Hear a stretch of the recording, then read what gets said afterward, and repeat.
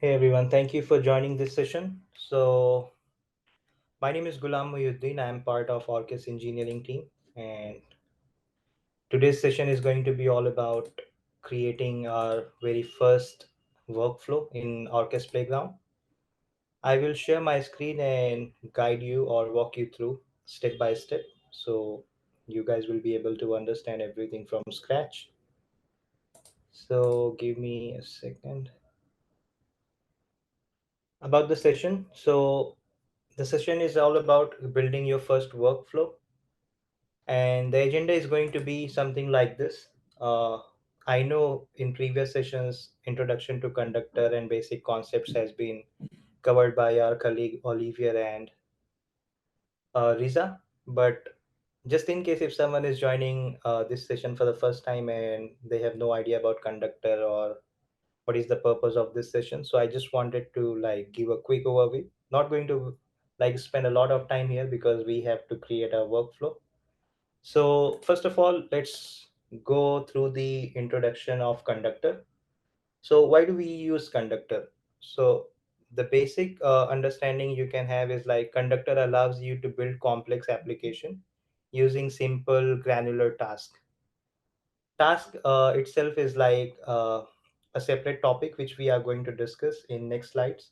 But just to understand, task could be like anything. So if I have to give an example in real world, we would say like if you want to deposit money in your bank and then you are going to fill some deposit slip and all. So that is kind of a task that you are doing. So we can assume that conductor or workflow require a task, and when we have a list of tasks, that makes a workflow and that can be executed by conductor server. State handling. So in state handling, you can say is like the task that we have, they don't need to be aware of their or manage their own state or execution flow. All everything is being taken care by conductor only. And about the execution order, conductor ensures that tasks are called in correct order. So we don't need to worry about the like correct order if it is going to be executed after that or before that. Retry mechanism.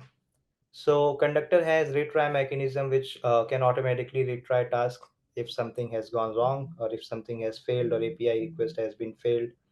Then we have failure handling also. Language flexibility, it is independent of language. So you can, for example, let's suppose you have your code base in Java and you are familiar with C Sharp or TypeScript. You can write your conductor or business logic in conductor in TypeScript or C Sharp as per your own favorite language. Then we have other like benefits like developer focus, simplicity, efficiency. All these things are available on Orkes documentation. You can go through that, you can refer that. The main topic which we are trying to discuss is task and workflow. So in conductor, the basic building block is task of any workflow. Like if you're talking about the workflow, it is going to have at least one task, and it can be of any type, maybe system task, operator task, or simple task, which is also known as a worker task. So it says there must be at least one task configured in each workflow definition. And a typical workflow defines a list of tasks that are executed until the completion or termination of the workflow. So we are going to see this in practical just in few minutes, but just wanted to go through with the different system task or operator task or simple task that we have. And if I show you the different type of tasks that we have, so here operator 12 type, system task 9 items. So these are the list of tasks that you can refer through the docs. I'm going to cover few of them in our workflow that we are going to create, and the remaining you can cover it. Remaining part you can go through with it. And in case if you have any question, we have communities like that you can post your question. So here, from here you can access our community Slack. Now coming to like our main topic, workflow, creating our very first workflow. So once you come to playground, you see a screen like this, workflow execution. So either you can create a workflow by clicking on this button, define workflow, or under definition from here also define workflow. And this table lists all the workflow that has been designed by someone else or even by yourself. So let's start by defining our first workflow. Once you click on define workflow, we see something like this, where we have some random name for a workflow which doesn't serve any purpose. So we will rename it to something relevant. So by looking at the name, we can understand why we are making this workflow. So let's rename it, and I'm going to go with an example which is already there in the docs. So in case if you are watching it again or going through with that, you will be able to understand what we did in this session. We have other examples also that you can refer, but I will give you the link for this as well. So other examples is like webhook using curl, incoming webhook, running a worker, API processing, loan document approval. So these things can be explored by you guys, but here I'm going to give you a demo about payment processing workflow. So I am first going to rename it as deposit money workflow, and I'm just going to go with a random number. So in case if we already have an existing workflow with this name, we don't get an error. It also says that we need a description, so I'll add a valid description here. A workflow created for demo purpose. Okay, so if you see in the code, we have name, description, version, but we don't have a task. Task array is empty. So in order to call it as a workflow, we need to have at least minimum one task. And that's why we have save and reset button disabled. So as soon as I will add any one of the tasks from here, so basically you can add a task from here by clicking on plus icon. So if you'll see, we have a list of tasks. First is system. In under system, we have all the tasks which is mentioned in the documentation. Then we have operator task, the same task which is there on documentation, and then we have worker task, which we are going to talk at the end. So let's add an HTTP task, and I'm going to tell you why are we adding this HTTP task. So let's suppose we are creating this demo for depositing money. So what we can do, like we can assume that any one of you or I am visiting a bank to deposit some money in my account. So what will be the procedure? I will ask for a deposit slip from someone in the bank. I will fill up some information like my name, account information like account holder name, account number, and the amount that I want to deposit. So these are few things that is required. And once I will hand over the deposit slip to the bank employee, what he or she is going to do is like she or he will enter pull up the record, pull up your account information by entering your account number. So here also in the workflow, we need few information so that we can fetch the required information. So we are going to have an amount like how much we want to deposit as an input parameter. And let's say we are going to have the account number because we are not going to deposit in some wrong account number. Now, one thing to notice is like once we click here, we move to the task tab. This URL, this URL is a dummy URL. But in real example, in real application, we are going to have an API which is going to return some valid JSON or valid response. But if we do this, we are getting some dummy response. So this is a dummy API that we are using just for the demo purpose. But when you will create a workflow for your organization or if someone is doing it, then they are going to have they are going to replace it with a valid API. Now, this HTTP task, why did we added this? Why not the other task?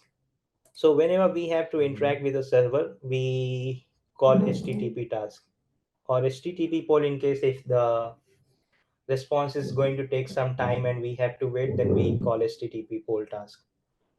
So here we are going with the http task, and we are going to call this task as deposit request. And we are going to pass two parameters here. One is going to be the amount, how much amount we are going to submit in that account, and the account number. So how we are getting this account number? So workflow is this workflow, and inside this workflow we have input parameters, and then we have these two parameters. So in task we are selecting workflow.input.amount. That is going to be my amount. So whatever value the user will enter, that is going to be stored in this variable, and I am giving it a name as amount. And for this account number, I'm also going to give it a sensible variable name, because this sum key is not going to make any sense when I will look after 1 or 2, or I won't be able to understand why do we have this sum key. So I'm going to say it as account number. And what else? So once this request is successful, we may want to notify the user that, okay, your account has been credited, or your request has been successful, something like that. So let's add another http task which will be responsible for sending an SMS to the user. So I'm making it as a send SMS, and this http task I'm going to call it as send email. Now the basic workflow is ready now, like I can execute it, and the workflow execution sequence would be like deposit request. Once this is done, it will send the SMS and then send the email. If you want to see that, let's save this. But before that, let me walk you through the code section also. So in case if you only want to like code everything through the code only, like you want to design your workflow through code, there's an option. So whatever you will make change here, so let's say deposit request one, it will reflect here. So whatever changes you will make through the code tab, that will appear, that will reflect in your workflow logic also. So just because we have the UI, we are making a use of UI, but in case if you're familiar with the code, you can do so. So I'm going to save this workflow. This takes some time. And once this is saved, I'm going to run this workflow.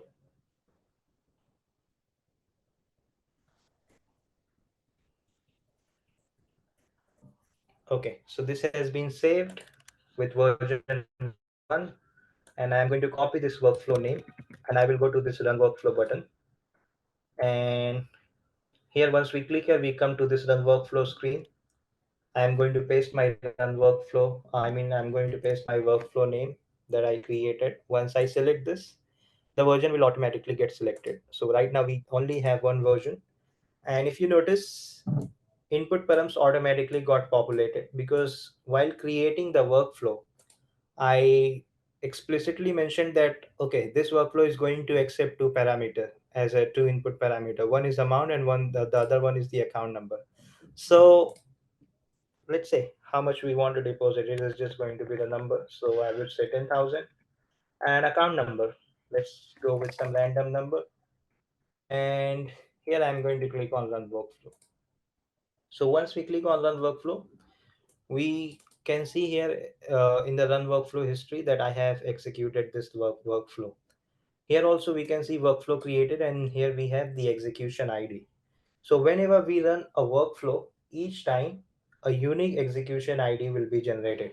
So now if we check this execution ID, we see that all of my task has been executed sequentially. So first deposit request, then send SMS, then send email. And in case if we want to check the output for or input for any of the task, we can just click on any of the task, and then this right panel we have few information that is useful, like task type is HTTP, status, task name, task execution ID, did we retry anytime? So it says retry count 0. In case if this would have been failed, conductor will allow the task to like retry once again, and it will keep retrying unless you want to stop it. So poll count, sequence, queue wait time, these are few information, schedule time, start time and end time. And let's have a look at the input. So we, while running the workflow, I passed amount as 10,000 and account number as 1 2 3 4 5 6 7. So in the input we can see that this is fine. In output, we have headers and we have response phrase as okay, and actual response is this. In case if we would have like the actual API, we would have received a valid response that we can make a use of in our application, but it was just a dummy API. So we got this response which we are not going to use anyway. Now, once you come here, task list, we see there are three tasks. One is for deposit request, the other one send SMS, then last one send email. Here we can see the execution time, how much time it has taken to execute all of the each task. And once we come here to timeline, we can see 26 millisecond, 24, then 20. And in case if we come to the summary, we have total duration, like how much time it has taken to execute the whole workflow. So it says 119 millisecond. Now, once we look at this execution screen or diagram, we see we only have HTTP task, which is type of a system task. But it is not necessary that you always have to execute all of your workflow in the sequence manner, like one after one and then other one. We may want to execute it parallel in the parallel way, right? So there comes another task which we call fork join. So in case if you want to navigate back to your definition, instead of going it from here, you just click on go to definition and you will be able to see your workflow definition again. And here we are going to make a use of another task type, which is this fork join. Okay, so in operator we have fork join. You can go through the documentation, but I am just going to give you a demo. So I'm going to remove this send SMS. I'm going to remove this send email. So once this deposit request is successful, I want to send an email and send a message, but want to do it parallelly instead of doing it one after the other. So I will add fork join. Now, fork join allows you to complete all of your tasks, whatever you will add here. So here you can add a task. So let's add a task. You can also add another task and you can add as many as you want. But in our case, we only want to send SMS and the other one is send email. So I'm going to rename it as send SMS and this one as send email. And once these folks will be executed, this join will execute. So in case if I want to join my all inputs, then I can select all or any like if I don't want to join this, I can uncheck that. But for now, I'm going to join it. So I will see the output response as a joined output. So if you will look at the previous version, this is the version, this should be version 2, but it is showing version 1. So earlier we had just three tasks, all of them were HTTP, but now we have fork join and then these two. But if you will see, if you will notice, the last execution that we did, that took almost more than 100 millisecond. If I open it in a new screen, and if I show you this workflow execution, so it took 119 millisecond to execute. But if we are doing it parallel way, if we are doing it in this way, let me give it a version number so that we should be able to identify, okay, this is my version 2. You will notice that we have little bit performance improvement, that it is not going to take 119 millisecond like it did before. So if I come here and I select this, and this time I'm going to select version 2, and amount I'm going to add again let's say 20,000. Okay, this is 20,000 and some random number in account number, and let's run it. And if we see it here, this has been executed. And if we see the task list, deposit request, then fork, then send email, send SMS, and then join. If we see summary, you see 94 millisecond. Earlier, how much it was taken? More than 100, like 119 something. So sometimes we don't want to run all my tasks sequentially. We may want to make it parallel way, and there are other tasks also that supports this kind of parallel way, like dynamic fork and all, which you can refer through the docs. Now we may want to try some other task type also in this example. So just to give you an example, what if your amount is more than 50,000? So you visit your bank and you want to deposit more than 50,000 with 2,000 of notes. They are going to ask your PAN number. Why? Just because they want to do some additional check and to ensure, okay, this is not something wrong. This is something with that this user is not doing something wrong. This is a valid money, white money, not black money. So we want to do an additional check. So to do that, we can make a use of switch task. So before we accept the deposit request, we want to add a switch task. So before I make this deposit request, I want to check if my deposit amount is more than 50,000 or less than 50,000. If it is more than 50,000, I want to add another case and I want to execute my task in a different way. So to do that, I need to add another case by clicking on this yellow plus icon, and this will create a new case here. The default case will execute default by default. So it is like if else. So you are saying if my case is this, do this. Otherwise, default case will be executed all the time. So here I want to check the amount value. Amount validation, we can say for this task.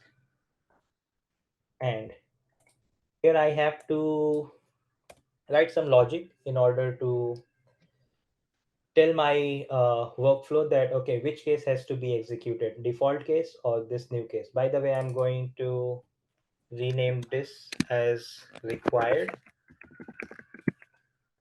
and I'm going to say, so this has to be done through a function. So I'll create a function which will be executed right after during, I mean, right during the workflow execution. So I'm saying if amount, which I'm going to get the amount from here, workflow.input.amount, and I can name it as amount. So I'm saying if my amount, which can be accessed by dollar dot amount variable name, if dollar dot amount is greater than or let's say equal to 50,000, then I want to move to this required case. So I will return required. Otherwise, let's return. So instead of calling it as default case, I'm going to say it as skipped. So in case if my workflow is executing through this case, I want to call it as a skip instead of required. But in case if my amount is going to be more than or equal to 50,000, I want to execute in this way. Now what? Even if this, so till now, even if my task comes through this case, it is going to execute this, and it is going, even if it comes through this case, default case, it is going to come to this deposit request only. But what we want to do in case if the amount is more than 50,000, we want to do an additional check. That additional check can be done through worker worker task, which is like a new concept altogether. Like we have three type of task: operator task, system task, and then we have worker task. So what is a worker task or simple task? A simple task is a worker task that requires an external worker for polling. So it's like you are creating a separate function and you are going to call that function from outside, not in the conductor server, because conductor server is not going to run your worker. It is going to be running in your own environment. So it says the worker can be implemented in any language, and conductor SDKs provide additional features such as matrix, server communication, and polling thread that makes the worker creation process easier. Now, we already have a worker, but I think that is not running. So let me show you. By the way, this is our Conductor SDK TypeScript example repo, and it is public. So in case if you want to have a look of the code structure, you can have a look. So I'm giving you an example of banking, depositing money. So we want to look at the worker. So what worker says, my task definition name is fraud check. So this fraud check task is defined somewhere in our playground. And then we are executing this where we have amount, account ID, and then we are running this service which is defined here. You can have a look at it. And this is being called here in our main.ts. So here we are saying, give me a second. Here we are saying, we are calling it here, and yeah. So if amount is greater than threshold amount, so if you're saying like if your the entered amount is more than threshold amount, we want to fail this deposit request amount above threshold. And in case if it is less than that, we want to execute that workflow, execute that task, and move to the execution of the next task. So I can give you an example, but in order to run this worker, you have to run it locally, and then only this worker is going to work. But just to give you an example, I am going to add a simple task from here, and I'm going to say, I'm going to replace it with a fraud check. So it is waiting for task definition. So we have two examples, fraud check one, fraud check. So I'm going to say fraud check. And as we saw here, it is going to accept two things, account ID and amount. So let's add two parameter, account ID, which is nothing but the account number, and amount. So amount is going to be this. Now, if if the amount will be executed, if the amount is going to be more than 50,000, we will come to this case and where it will check for the fraud check detection. And if it will fail, it will stay here, and this will not be executed. But in case if this will get completed, we are going to see these tasks to be executed. So now if we go ahead and save this version as 3 and save it,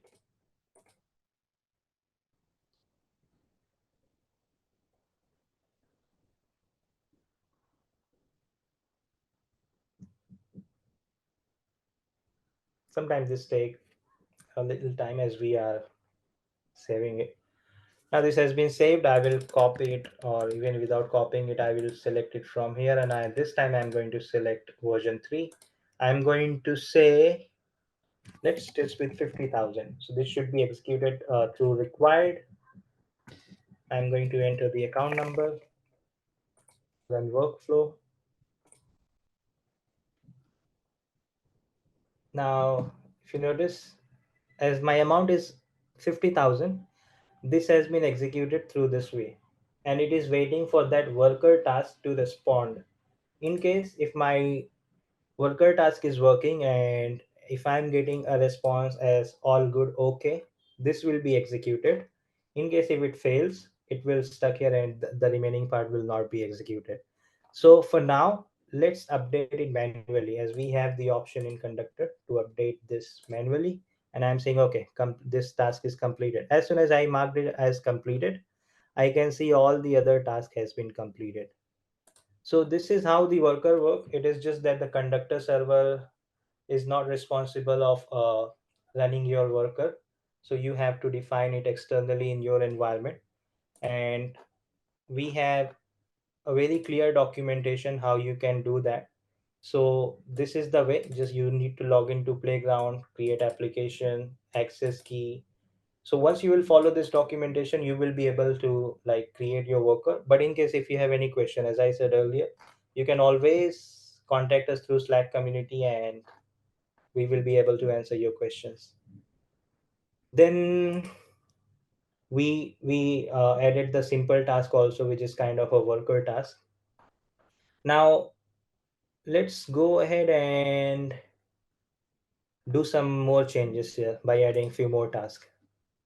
So I'm saying let's remove this fraud check because this is of no use for now. As of now, I'm going to say okay, in case if this is going to happen, if the amount is more than 50,000, I want to wait. How long you want to wait? Maybe until you receive a signal from your fraud check team. So let's add a wait time. Wait time allows you to wait until you receive an external signal or for a particular duration, or you can set the date and time as well along with the time zone. And here you can set the variable. So we are going to use a duration. I don't want to wait 1 day because we have a time for another 20 minutes. So I'll wait for maybe 30 seconds. Let's wait for 30 seconds. And while I'm waiting, I want to send a message to the user that this is going to take this much time to deposit your amount in your account. So to do that, we can make a use of inline task. Now, again, a question will arise that what does inline task do?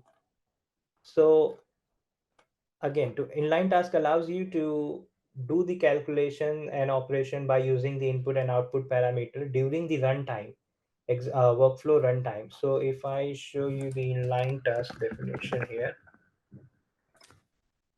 so the inline task help execute necessary logic at the workflow runtime using an evaluator. The two supported evaluator type are JavaScript and GraalJS. So we can write our evaluator either in JavaScript or GraalJS. But now this has been replaced with the ECMAScript.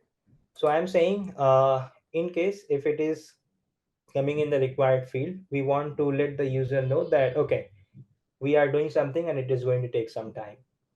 So we don't want to do this. We just want to simply send a message to the user.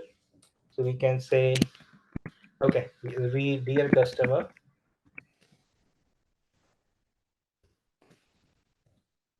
we have please allow, or we can say please allow 24 hours to process your deposit request. I mean, we can put anything, whatever we want, but I'm just trying to put it so that it makes some sense. One thing to notice that we are setting here as 30 second, but we are letting the user know about 24 hours. Obviously, I can't say please allow 30 seconds to process your request. If we are going to say that, then there is no need to send this message, right? So I'm saying that in case if it comes here, I want to send a message saying, dear customer, please allow 24 hours. And once this wait task is over, maybe I want to send another message saying, okay, your request has been successful. So even if it comes through default case, which like if the amount is less than 50,000, we are going to send the message to the user saying that, okay, your amount has been, your request has been processed successfully. So let's name it as send wait message. It is better to like rename your task so that you can understand for what purpose we have this task. And I'm going to say send success message. And then I'm going to return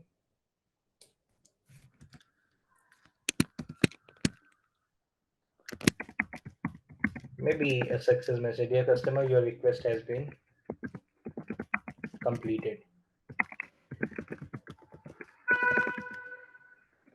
I'm also going to show you in the next version how we can make a use of uh, the logic as it is mentioned here, necessary logic at the workflow runtime. So I will also show you, but I'm just doing step by step. So we are doing a demo for inline task here. So I will click here generate. So it also update the reference name. And what else? Are we missing something? No. Okay. And I'm going to say as version 4. And let's save it. Again, this is going to take a few seconds. This time it was quick, and let's run it. So it says restore from values. So once we click here, it just restore the values, and it gives us the option to select the latest version. See amount, let's test with again 50,000, and the account number is going to be 123 or anything random, whatever you like, and let's run it. So this has been executed, and this wait this wait is waiting because we have added a 20 or 30 second, I don't remember how much wait time we added, but after that time passed, this will be executed. And if we check this output, if we check the output for this inline task, it says, dear customer, please allow 24 hours to process your deposit request.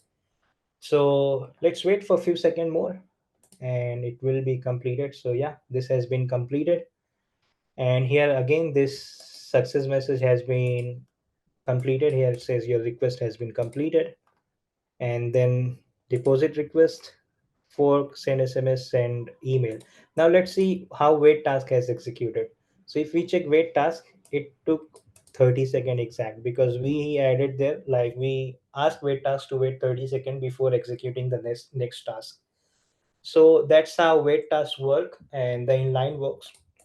But in inline we can do something more. So here, let's remove this wait, or let it be there.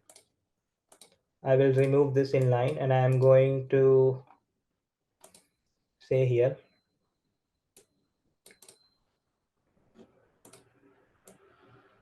so I'm going to remove this return message, and I'm going to say this case. So if my amount is more than 50,000 or equal to 50,000, we are coming to required case. Otherwise, we are going to the default case. So now in this inline, we can do something like this. Selected executed case. Let's say executed case. So what I'm trying to do is I'm trying to get the value through which the task is being executed, through required or through default. So how would I get that?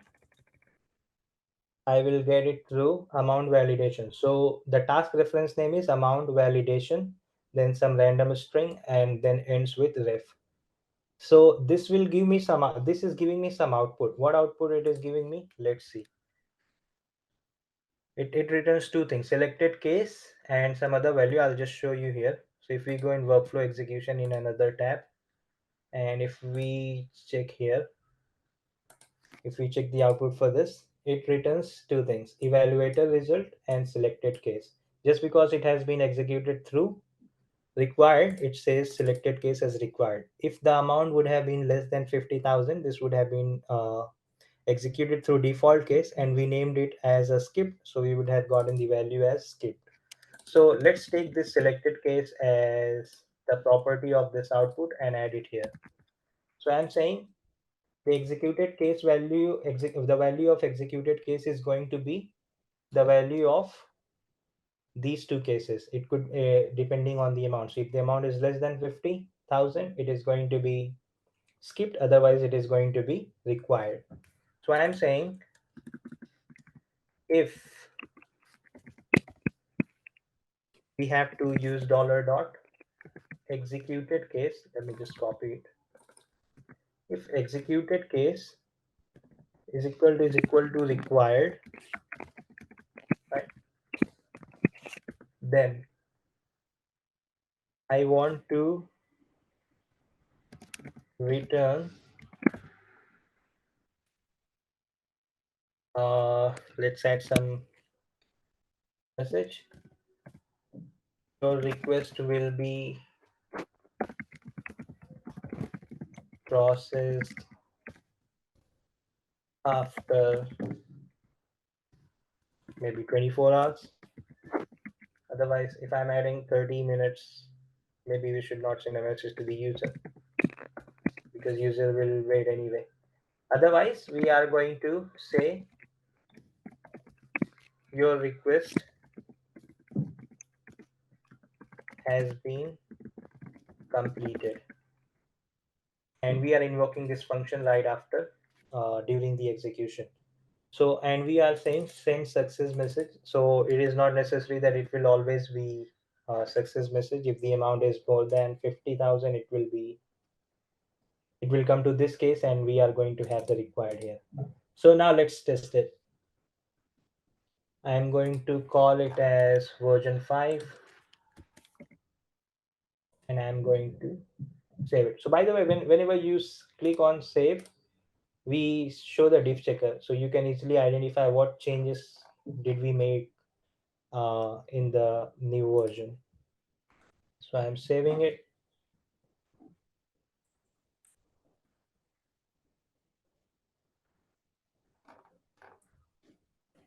And now let's run this workflow, and this time version 5. Now first let's select with some value which is less than 50,000, so maybe 10,000, and some random account number. And as the amount is less than 50,000, this has been skipped because we are coming through default case and everything has been executed. Now if we are checking the output, your request has completed. Your request has been completed. Now let's do the same, let's run the same workflow, but maybe with more than 50,000, which is like how much? 1 lakh. And let's run this workflow. Now you see we are waiting. So we will wait for 30 seconds because we didn't remove this wait task. And once this wait task is over, we want to focus on the message output, what message we are sending to the user. So just because this is being executed through the required field, we are expecting that the message which we are going to send to the user, that we will process the request in next 24 hours. So let's see.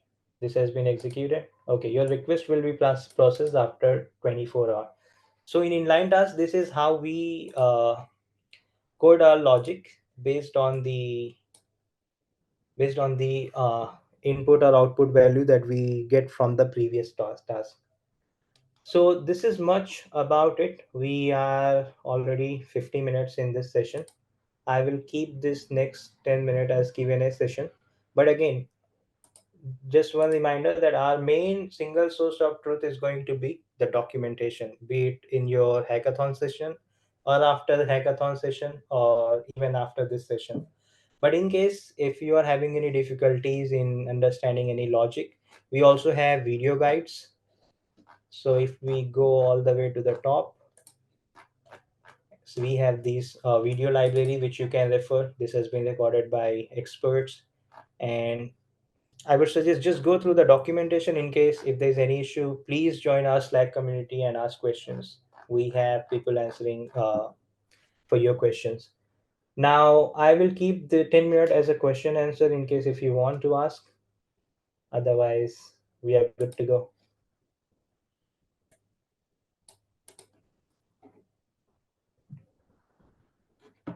I will stop sharing now.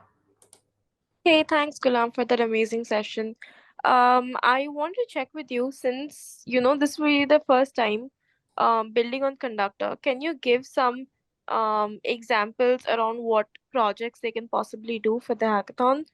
The themes are revolving around finance, AI, ML, open innovation, etc. Sure. So yeah, as I mentioned earlier, like we have few examples that in our documentation only that can be explored here. So one is like document approval workflow, how we approve the documents in case if you are doing any KYC thing. Apart from that, we have loan origination to identify, okay, if this customer or this requester is eligible for the loan or not, and different type of loan section. I mean, whether it is a student loan, personal loan, or business loan. Then handling fraud dispute. Handling fraud dispute is another like use case. Image processing, video processing. Apart from that, I remember Lisa mentioned yesterday that we also have a project that we use in Orkes as a stand-up bot. So that can be found here.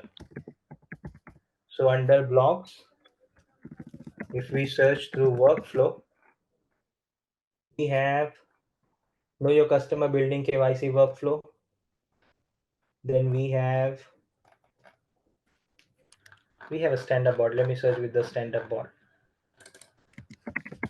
Okay, how to use how to create stand-up bot using Conductor Slack integration. This is done through webhook. Again, webhook is there in the documentation, but you can also watch the video. We have the video for this, how you can create or integrate the Conductor in your Slack and post the stand-up update. But yeah, I think these use cases may help in designing or working on projects during these hackathon.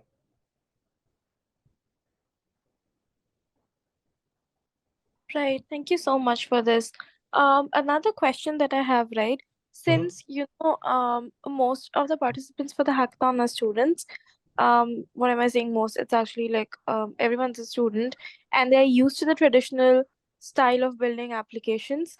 What do you think can be the possible challenges and what mindset change would be required to,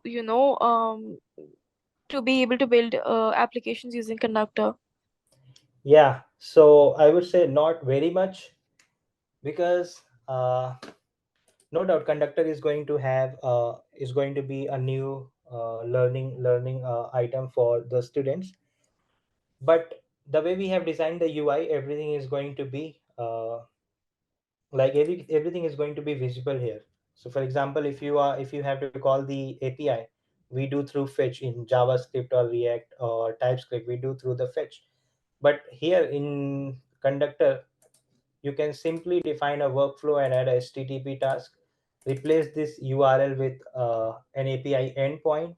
Maybe I will just give you an example here, maybe JSON placeholder or dummy JSON. And if I try this and replace my URL with this, and I say, okay, fetch products. This task is responsible for fetching the product, and this is my API. So whatever I see here in this output, which is a kind of a JSON here, which we can make a use of in our UI thing. So here, if we run this workflow, let me rename it fetching user, and it demo workflow to fetch products.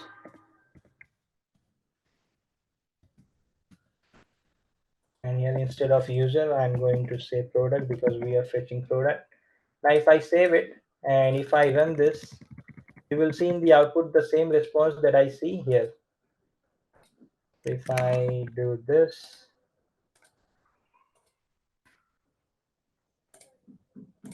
if we see output,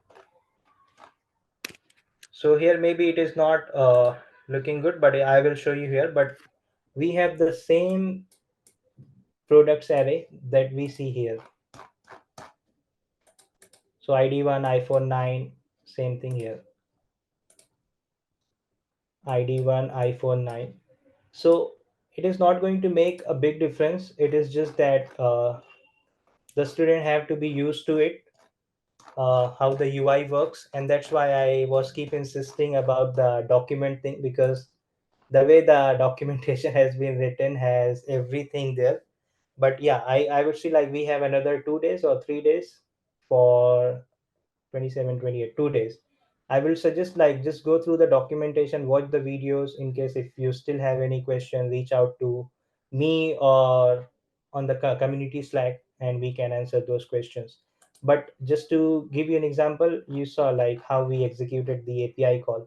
and it didn't took a long time. It took 267 millisecond, and as compared to the normal, like the traditional way of making API call in JavaScript, which will make around at least 2 to 3 seconds, as far as I know. So yeah, this is the way we execute the task. They should be aware like which task is responsible for what thing, and that can be understood by going through the documentation only. Awesome. I think that's pretty much it. Although, like, there was one bit, Kalam, that you know, it said that conductor is language agnostic. Can you highlight a little bit more on that aspect? Yeah, so I will show you the public repository for Conductor SDK. Now, just for your question, if you will see, we have Conductor in Python, C Sharp, JavaScript, Go, Clojure. So you can write your business logic in any of the language. It doesn't matter if you know JavaScript or Python or C Sharp or Go. You can so even if you check here in your documentation, it says work in your language with your framework. So you need to like download this SDK and run it locally, which will be like your own conductor running in your own language. So that can be done through these repository. So if you are comfortable with Python, just clone this repo and run it locally. And this is being maintained by our Orkes team only. This is in Go. But again, as I said, in case if you are having issues in running this locally, just post the error in the community Slack, and yeah, the team will be able to answer the questions. But in case if you want to use Playground, just use it. I think for the hackathon, they'll have to use Playground as it's part of the requirement process. So they are going to use Playground, right? Yes, yes, it's part of the it's part of the hackathon requirement process. Yeah, but just for the future reference, I think it would be great if they want to try these things as per their like comfortable, like whatever language they are comfortable in, they can try these SDKs. Right. I don't see any. Yes. I think it's just there's a comment that it seems really nice to, and they're looking forward to integrate Conductor in their application soon. Yes, That's it. I know we are exactly on time. Um, and yeah, I think if anyone has questions, we can just take it up on Slack. Thank you so much for the session, Gulam, and we are looking forward to seeing everyone at the hackathon. yeah, Gulam's going to be there as one of the mentors. So yes, uh, I think it's just 2 days from now, right? All the best, everyone. great. Thank you everyone for joining, and wish you good luck with your hackathon. Thank you.